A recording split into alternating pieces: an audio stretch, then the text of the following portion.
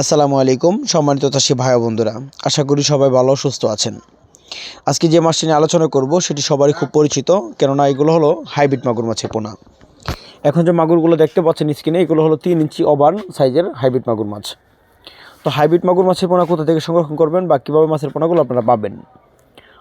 এই মাছগুলো যেমন পুকুরে অন্য অন্য মাছের পুকুর যেগুলো চাষাবাদ হচ্ছে না, বা বাংলা কাপ জাতীয় বা অন্য অন্য মাছের পোনা চাষাবাদ করা হচ্ছে না যে পুকুরে, এই পুকুরে বিশেষ করে হাইব্রিড মাগুর মাছের পোনা চাষ করে থাকে।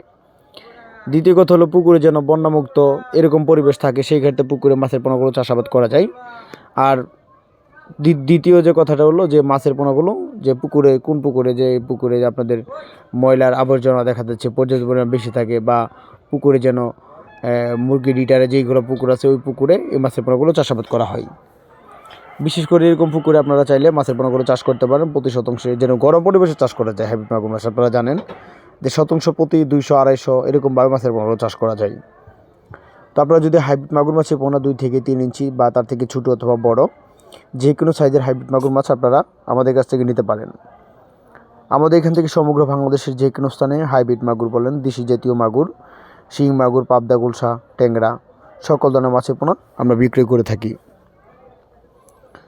দেখেন হাইব্রিড মাগুর মাছের সাইজগুলো খুব সুন্দর সাইজের হাইব্রিড মাগুর মাছ, যা চমৎকার কালারের ভিতরে। অবশ্যই আপনারা চাবেন যেন মাছগুলো 2টা থেকে 3টা বা 4টা পিস কেজি মানে বিক্রি করে দিতে চাবেন, তখন আপনারা এই মাছের পোনা বাজারে মূল্য পাবেন।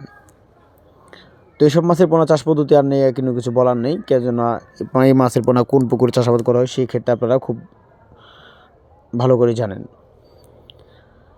তো মাছের সকল ধরনের তথ্য পরামর্শের জন্য যোগাযোগ করতে পারেন। ধন্যবাদ। আসসালামু আলাইকুম। সকলে ভালো থাকেন।